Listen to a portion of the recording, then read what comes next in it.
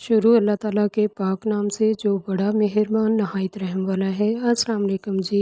तो आज हम बनाएंगे बीफ कीमे के शामी कबाब, जिसके लिए मैंने 1 कप दाल लेके 3 से 4 घंटे पहले भिगो दी थी। प्रेशर कुकर लिया है और इसके अंदर दाल शामिल कर देंगे और 600 ग्राम यहाँ पे मैंने लिया है कीमा, इसको भी शामिल कर देंगे। प्रेशर कुकर में अभी अभी मैंने पहले गोश्त बॉयल किए हैं चावलों के लिए। इसी तरह से मैंने उसको निकाल के कीमा और दाल शामिल कर दिया। आप समझेंगे पता नहीं प्रेशर कुकर को वॉश ही नहीं किया था।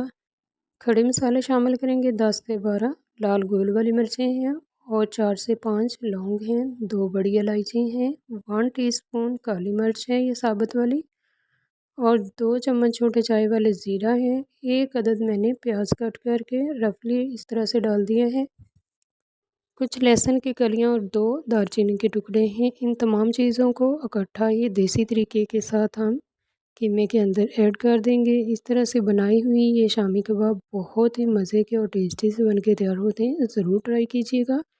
1 चम्मच भर के मैंने यहाँ पे धनिया पाउडर वो शामिल कर दिया है। इसके बाद शामिल करेंगे पानी। पानी बहुत ज़्यादा आपने शामिल नहीं करना, बिल्कुल थोड़ा थोड़ा करके ही शामिल करना है, यहाँ तक कि हमारी दाल और कीमा अच्छी तरह से इसके अंदर डिप हो जाए। अगर बहुत ज़्यादा पानी शामिल किया तो हमारी टिक्कियों का जो मसाला वगैरह है वो बहुत ज़्यादा पतला बनेगा और टिक्कियाँ हमारी टूट जाएंगी।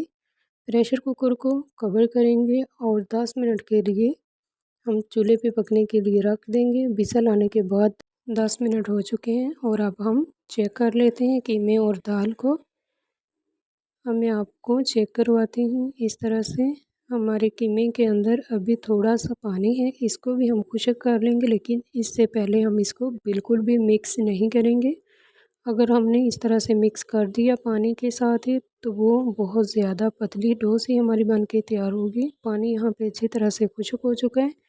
अब हम घोटे की मदद से इसको घोट लेंगे। यहाँ पे मैंने शामिल किया है अदरक का पेस्ट 1 चम्मच।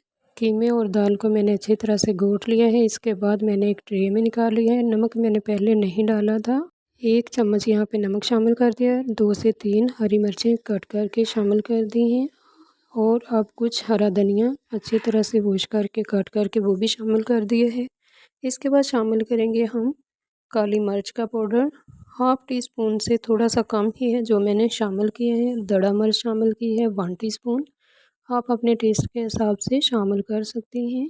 यहाँ पे अच्छी तरह से मिक्स करूँगी तमाम चीज़ों को और कुछ देर के लिए फ्रिज में ठंडा होने के लिए रख दूँगी, ताकि हमारी टिक्कियाँ यानी कि शामी कबाब अच्छे से बन के तैयार हों। अब हम शामी कबाब की शेप देंगे।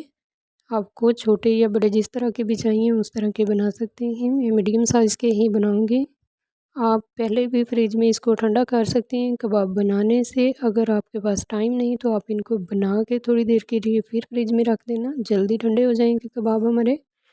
तवे पे मैंने थोड़ा सा ऑयल डाल लिया है, घी, यानी कि इसको मेल्ट होने के लिए छोड़ देंगे और शामी कबाब को इस तरह से उठाते हुए अंडे के अंदर इसकी कोटिंग करेंगे। अंडा मैंने पहले तोड़ के अच्छी तरह से फेंट लिया था और डिप कर लिया है शामी कबाब को। मीडियम आंच पे हम शामी कबाब को फ्राई करेंगे ताकि ये शामी कबाब से अच्छा सा एक कलर आए। पहले एक साइड से अच्छी तरह से इनको फ्राई कर लेंगे, फिर दूसरी साइड से दोनों साइडों पे इक्वल ही कलर आने देंगे। बहुत ही मज़े के टेस्टी से शामी कबाब बन के तैयार होंगे। झटपट बनने वाले शामी कबाब की ये मज़ेदार सी रेसिपी आपके साथ मैंने ये शेयर की है, ज़रूर बनाकर ट्राई कीजिएगा और दुआओं में हमें याद कीजिएगा। अल्लाह हाफिज़।